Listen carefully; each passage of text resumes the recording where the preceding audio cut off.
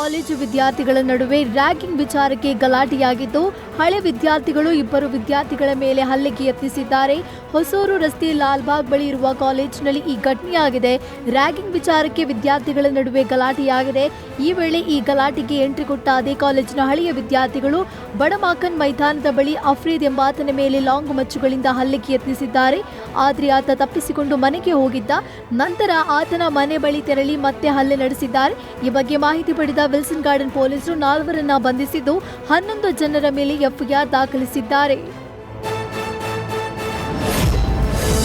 ಬಾಡಿಗೆಗೆ ಕಾರು ಪಡೆಯುವ ನೆಪದಲ್ಲಿ ಬಂದು ಮೋಜು ಮಸ್ತಿಗಾಗಿ ಕಾರು ಕಳ್ಳತನ ಮಾಡುವ ಗ್ಯಾಂಗ್ ಬೆಂಗಳೂರಿನಲ್ಲಿ ಫುಲ್ ಆಕ್ಟಿವ್ ಆಗಿದೆ.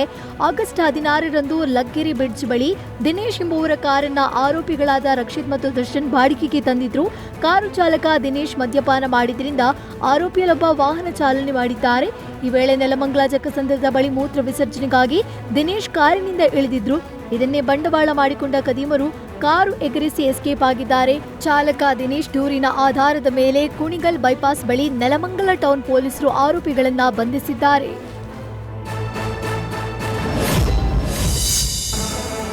ಸೈಬರ್ ಕದಿಮರ ವಂಚನೆಗೆ ಯುವತಿಯೊಬ್ಬಳು ಲಕ್ಷಗಟ್ಟಲೆ ಹಣ ಕಳೆದುಕೊಂಡ ಘಟನೆ ಬೆಂಗಳೂರಿನ ಆರ್ಎಂಸಿ ಪೊಲೀಸ್ ಠಾಣಾ ವ್ಯಾಪ್ತಿಯಲ್ಲಿ ಕಂಡು ಬಂದಿದೆ.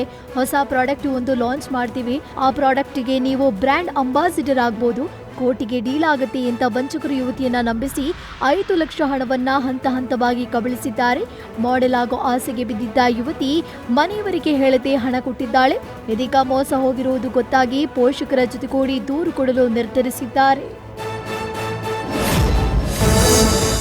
ಬೆಂಗಳೂರು ಗ್ರಾಮಾಂತರ ಜಿಲ್ಲೆಯ ದೊಡ್ಡಬಳ್ಳಾಪುರದ ಮಧುರನ ಹೊಸಹಳ್ಳಿ ಬಳಿ ಚಿರತೆ ಹೆಚ್ಚೆ ಗುರುತು ಪತ್ತೆಯಾಗಿದ್ದು ಜನರು ಆತಂಕ ವ್ಯಕ್ತಪಡಿಸಿದ್ದಾರೆ.